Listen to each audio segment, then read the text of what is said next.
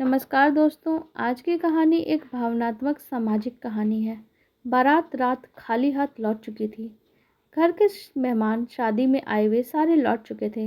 इस बार शादी दहेज के लिए नहीं टूटी, बल्कि लड़की के सांवलेपन की वजह से टूटी। लड़की का बाप सबके पैरों में गिरा। आखिर बाप था बेटी का, और बेटे से ज़्यादा तो बेटी सम्मानित करती है बाप को। एक बाप हमेशा अपनी बेटी के कारण ही सम्मानित होना चाहता है। सगाई के दिन लड़का श्वेता यानी लड़की का नाम उसे पसंद करता था, पर शादी के बाद उस लड़की के सांवलेपन के कारण उसे छोड़ गया।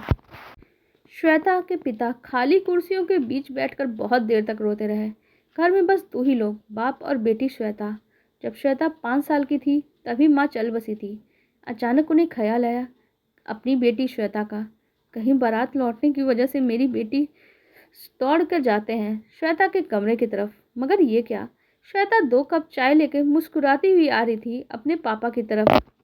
उसने दुल्हन के जोड़े को बदल दिया था और अपने घर का काम कपड़े पहन लिए थे शरीर पे। पापा हैरान थे उसकी हालत को देख के। गम की जगह मुस्कुराहट, निराशा की जगह खुशी।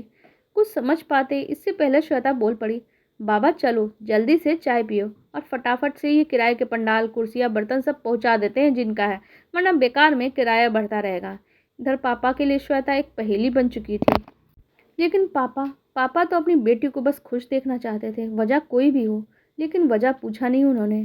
फिर बेटी से बोले, बेटी चल गांव वापस चलते हैं, यहाँ शहर से अब दम घुटने लगा है। श्वेता मान जाती है। फिर कुछ दिनों के बाद वो शहर छोड़ के गाँव वापस आ जाते हैं।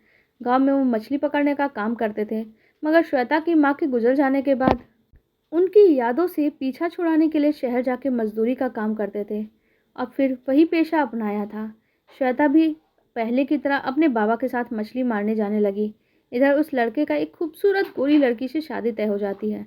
लड़का बहुत खुश था, मगर उसे भी शौक था कि दोस्तों के साथ वो शहर घूमे, जगह जगह घूमे।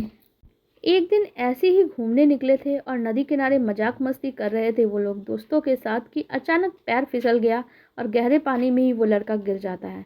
नदी का बहाव बहुत तेज था और गहरा भी। बाकी के लड़के उसे देखते हैं, लेकिन वो नदी लड़के को बहा ले जाती है।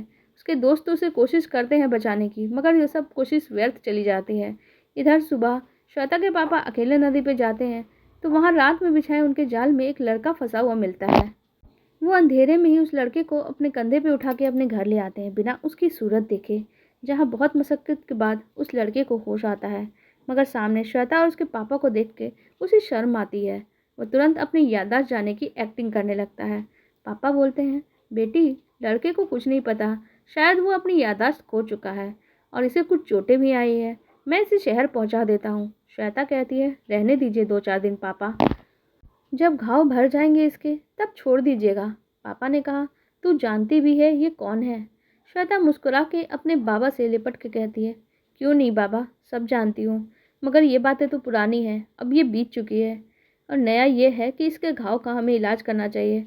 वैसे भी अब इन्हें सांवलेपन से हमें कोई भी दिक्कत नहीं होगी, क्योंकि ये तो अपनी याददाश्त खो चुके हैं और हमारे घर आए एक घायल मेहमान है, इसलिए हमें इनकी देखभाल करनी चाहिए। इनको ठीक कर देना हमारा धर्म है। मगर श्वेता के पापा की देखा उसने कि श्वेता तो मुस्कुरा रही है पर पलकों पे नमी है। इधर लड़का सारी बातें सुन लेता है। वो बहुत हैरान था। इस वक्त लड़के का इलाज शुरू होता है। वो लड़की हर समय लड़की की देखभाल करती है। श्वेता के इस ख्याल रखने के तरीकों को देखकर लड़के को श्वेता से प्यार हो जाता है।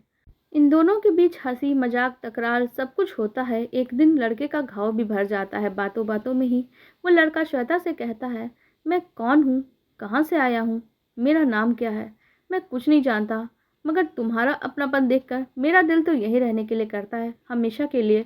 श्वेता कहती है, आप चिंता मत करिए, हमारे बाबा कल आपको शहर छोड़ देंगे और आपको गाड़ी की छत पर बिठा के नीचे लिख देंगे कि एक एक्स्ट्रा खूबसूरत नौजवान माता पिता का घर पता जिसने बताया उसे 1 लाख रुपया हम इनाम देंगे।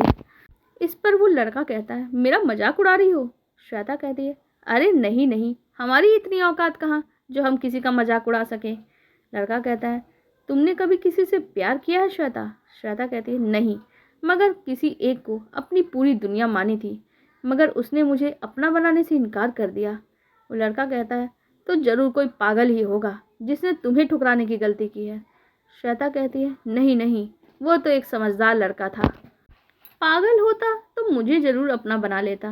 वो लड़का कहता है, यदि वो लड़का फिर से अपनी गलती स्वीकार करके तुम्हें अपनाने आ जाए तो क्या उसे माफ़ करके उसके साथ शादी कर लोगी? श्वेता के पापा दूसरे कमरे से उन दोनों की बातें सुन रहे थे। श्वेता कहती है, गलती उनकी भी कुछ नहीं थी तो मैं बिना गलती के उन्हें माफ़ कैसे कर दूँ? गलती तो मेरी थी। लड़का खुश होकर कहता है कि इसका मतलब मैं ये समझूं कि तुम उस लड़के से शादी कर सकती हो? श्वेता कहती है, नहीं, बिल्कुल नहीं। अब दोबारा उस शादी के बारे में मैं सोच भी नहीं सकती। लड़का कहता है, मगर क्यों? अब क्या उलझन है?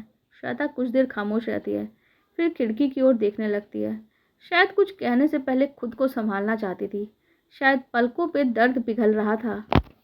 अंदर उसके पापा भी हैरान और चकित होकर वजह सुनने के लिए बेताब है।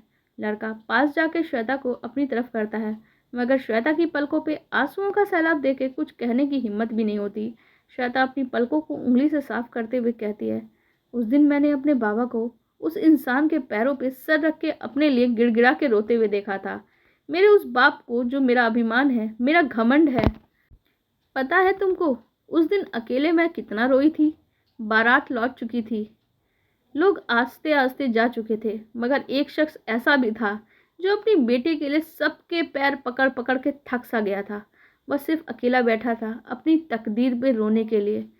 खिड़की से बहुत देर तक मेरे उस बेबस बाबा को नमी आंखों से मैं देखती रही, जो मेरा सब कुछ था। मैंने अचानक अपनी पलकों को पोंछा, फिर ठीक से धोया और दुल्हन के कपड़े बदल के दूसरे कपड़े पहन लिए। फिर चाय बनाई। कितना मुश्किल था उस वक्त खुद के आंसुओं को रोकना, क्योंकि उस दिन मेरी जिंदगी लौटी मुझे एक लाश समझकर। जरूरी था मुस्कुराना, क्योंकि सामने वह शख्स था जो मेरे आंसू देखता तो शायद जी भी नहीं पाता। मुझे मुस्कुराना था अपने बाबा के लिए, क्योंकि मेरी खूबसूरत राजगद्दी के मेरे बाबा मेरे राजा हैं और मैं उनकी राजकुमारी हूँ। मुझे सावली मान के एक शख्स ने ठुकरा दिया, मगर मेरे बाबा मेरे लिए वो शख्स थे। जब मेरे 5 साल की उम्र में मेरी माँ गुजर गई, तब भी इन्होंने दूसरी शादी नहीं की। कहीं उनकी राजकुमारी को कोई दूसरी औरत आके सताए ना।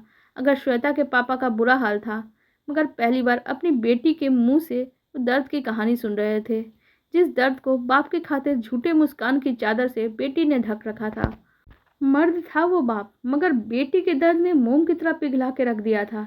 श्वेता रोते रोते आगे कहती है, अगर बेटी के अच्छे बाप की जिंदगी और मौत बेटी के पलकों पे छुपी होती है, जहाँ बेटी मुस्कुराती है यहाँ एक पिता को दोगुनी जिंदगी मिल जाती है, और जहाँ एक बेटी रोती है बाप अक्सर एक तरह से मर ही जाता है। मैं सावली थी उनके लिए, मगर मैं अपने पापा के लिए एक परी हूँ, एक राजकुमारी हूँ। उन्होंने बारात तो लौटा दी मेरी दहलीज से, मगर मेरे पापा ने उस शहर को ही ठोकर मार दी जहाँ उनकी राजकुमारी का अपमान हुआ था। आप ही सोचो, कैसे कर लूँ शादी दोबारा उस शख्स से जिसने मेरे खुदा को अपने कदमों में झुकाया हो। माना कि सावली हूँ, मगर हूँ तो एक बेटी ही ना। लड़का पलके झुकाए सुनते रहा, मगर सर उठाया तो वो भी रो रहा था, एक सावली लड़की के दर्द को सुन के। लड़के को कुछ नहीं सूझा तो अपने आप एक हाथ उठाकर श्वेता को सैल्यूट कर बैठा और धीमे से कहा, क्या मैं तुम्हें एक बार गले से लगा सकता हूँ? श्वेता कुछ नहीं कहती है। वो लड़का तुरंत श्वेता को गले लगा के बस इतना ही कहता है, भगवान करे मुझे एक सावली लड़की मिले। अरदास है मेरी कि मुझे तुम ही मिलो। फिर श्वेता को उसी हालत में छोड़ के श्वेता के पिता के कमरे में जाता है, जहाँ श्वेता के पिता बैठ के रो रहे थे। लड़के को देख के अचानक खड़े हो जाते हैं, पर तब तक लड़का उनके पैरों में गिर कर माफ़ी मांगने लगता है और फिर खड़े होकर कहता है, मेरी याददाश्त बिल्कुल ठीक है, मगर आप ये बात श्वेता को मत बताना, वरना यह गुनाह पहले गुनाह से भी बड़ा होगा। शायद मेरी याददाश्त उस वक्त गई थी जब मैंने श्वेता को ठुकराया था और आपको झुकाया था। मैं कोई सफाई नहीं दूंगा अपनी बेगुनाही की। मैंने गुनाह किया है, हाँ, मुझे सज़ा दो। कहते कहते वो लड़का रोने लगता है। मुझे मेरे गुनाहों की सज़ा के रूप में श्वेता दे दीजिए। मुझे आपकी परी चाहिए, आपकी राजकुमारी चाहिए। मैं इंतज़ार करूँगा कि कब मेरे गुनाहों की पैरवी होती है। उस दिन जज भी श्वेता होगी, वकील भी श्वेता ही होगी। सजा दे या रिहा करे, मैं बस उसका ही हूँ। इतना कह के वो लड़का कहता है, बाबा अब आज्ञा दीजिए हमें, हम निकलते हैं। एक दिन और यहाँ रहा तो मैं जी नहीं सकूँगा श्वेता का गुनहगार बन के। वो लड़का निकल जाता है। श्वेता उसे दूर तक जाते देखती है, अपनी ज़िंदगी को, मगर पलकों में एक उम्मीद की नमी थी उसके वापस आने की। क्योंकि श्वेता लड़के और अपने बाबा की पूरी बातें सुन चुकी थी। बाबा कहते हैं, श्वेता तो एक बार और सोच ले, क्योंकि वो पश्चाताप की आग में जल रहा है। तेरी खुशी कुछ किस में है पता तो नहीं, मगर मेरी खुशी सिर्फ तुझ में है। और तेरे बाबा का तो दिल कहता है कि चल फिर तुझे सजा दूं दुल्हन के रूप में, उसी लड़के के साथ जिसने तुझे सावली कहा था। श्वेता कहती है, बाबा हम तो बस आपको खुश देखना चाहते हैं। लोग जितना भी नफरत क्यों ना करें हमसे, जीतना तो सताएगा क्यों न हमें, हमें कोई फर्क नहीं पड़ता। मगर जिस दिन आपको दुखी देखा उस दिन मैं टूट गई। इधर श्वेता बाप की खुशी में तैयार हो जाती है, उधर लड़का अपने माँ बाप को लाता है। लड़का जिद करता है शादी शहर में ही हो, उसी शहर में जहाँ मैंने उस सावली लड़की को ठुकराया था। इसके बाद उन दोनों की शादी हो जाती है।